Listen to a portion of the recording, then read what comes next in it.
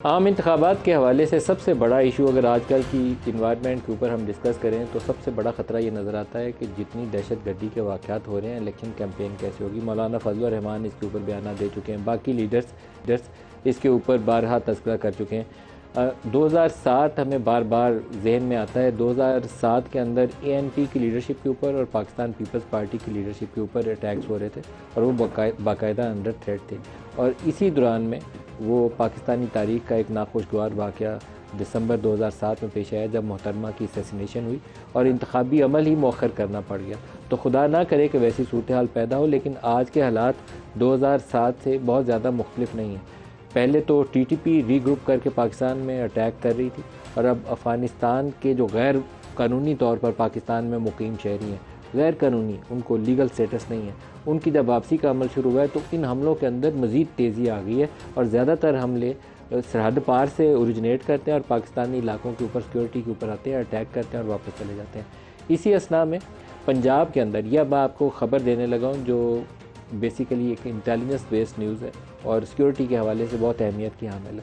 ख़बर यह है कि जो मियाँ वाली के अंदर अटैक हुआ उसके बाद इंटेलिजेंस रिपोर्ट्स ऐसी आई हैं कि किसी बड़े सियासी रहनुमा को पंजाब में इलेक्शन कैंपेन के दौरान, मूवमेंट के दौरान एक से दूसरी जगह आते हुए, जलसों की तरफ खिताब करते जाते हुए निशाना बनाया जा सकता है, दहशतगर्दी की कार्रवाई की जा सकती है। उसके बाद पूरी पुलिस फोर्स को, RPOs को, DPOs को अलर्ट किया गया कि जितने मेन लीडर्स हैं, तमाम मेन पोलिटिकल लीडरशिप को ज़्यादा सिक्योरिटी प्रोवाइड की जाएगी। इंश्योर किया जाएगा कि कोई लूप होल्स, गैप्स ना छोड़े जाएँ जिससे कोई मुल्क दुश्मन, कोई टेररिस्ट आके फ़ायदा उठा के एक सिक्योरिटी की सिचुएशन ना पैदा कर दे। अब ये बहुत खौफनाक सूरत हाल है क्योंकि 2007 में सबसे बड़ा अलमिया ये था कि दिसंबर में जब पीपल्स पार्टी की लीडरशिप को निशाना बनाया गया रावलपिंडी के अंदर, उससे पहले सानहा कारसाज हो चुका था 18 अक्टूबर 2007 में। तो सीखने के लिए और सबक हासिल करने के लिए हमारे पास एक वार्निंग साइंस होते हैं ना, वार्निंग साइंस मौजूद थे कि बीबी को निशाना बनाया जा रहा है। सानहा कारसाज के बाद बीबी का पेशावर वाला जो जलसा था उसमें भी अटैम्प्ट हुई और सिक्योरिटी की इतलात थी और उन सिक्योरिटी इतलात के बावजूद ये पिंडी वाले जलसे में जो कुछ हुआ वो बहुत सारे लोगों की नाकामी और इंतज़ामिया की भी नाकामी और उस अरेंजमेंट की जो जितना भी सेटअप था, जिसका काम था कि बीबी को इंश्योर करे कि सिक्योरिटी देना, वो नाकाम रहा, पार्टी के अंदर भी और पार्टी के बाहर भी। लेकिन सबसे बड़ी जिम्मेदारी उस वक्त की जो जनरल परवेज़ मुशर्रफ की इंतज़ामिया थी और उसके नीचे जो पूरा सिक्योरिटी अपरेटस काम कर रहा था, उन लोगों की नाकामी थी। कहा यह जाता है कि एक रात पहले बीबी को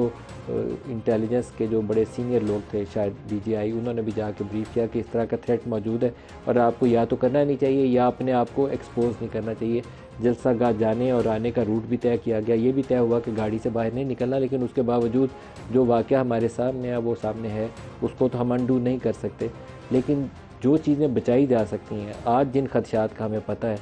उन खदशात का अजाला करने के लिए और ऐसी किसी नाखुशगवार सिचुएशन से बचने के लिए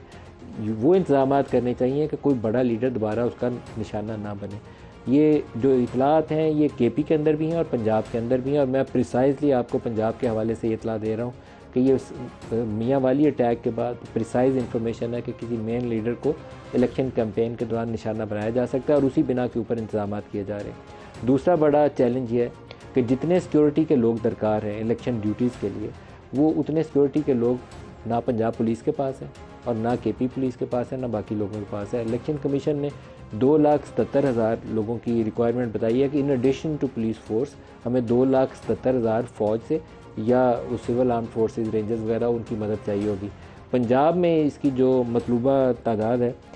कुल जो मतलूबा तादाद है पंजाब में इलेक्शन ड्यूटीज़ के लिए तकरीबन 2.5 लाख के करीब है सिक्योरिटी की ड्यूटीज़ जो इलेक्शन के दिन चाहिए होंगी 8 फरवरी को, और उसमें से 1,15,000 के करीब तो पुलिस फोर्स दस्तयाब होगी पंजाब में। बाकी पंजाब में कोई 1,40,000 के करीब या उन्हें फ़ौज या रेंजर्स दोनों को मिला के सिक्योरिटी ड्यूटीज़ के लिए चाहिए। तो सर फहरिस्त चैलेंज पहला मेन लीडर्स की हिफाजत, दूसरा इलेक्शन डे की हिफाजत, दोनों काम बड़े चैलेंजिंग हैं। एक ख़बर सुप्रीम कोर्ट ऑफ पाकिस्तान से आ रही है और वो ख़बर भी बड़ी अहमियत की हामिल है। वो ख़बर ये है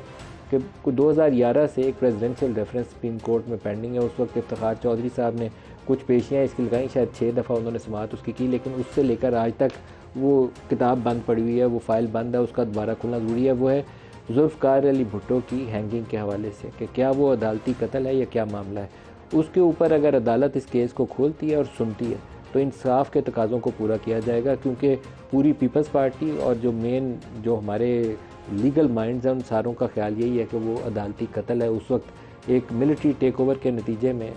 जो वो बेंच फिक्सिंग की टर्म आजकल इस्तेमाल होती है उस वक्त ही किया गया, और पंजाब से मौलवी मुश्ताक और मरकज़ से जस्टिस अनवारुल हक और बाकी लोगों ने वो फ़ैसला किया जो उनको दबाव के नतीजे में करना पड़ा।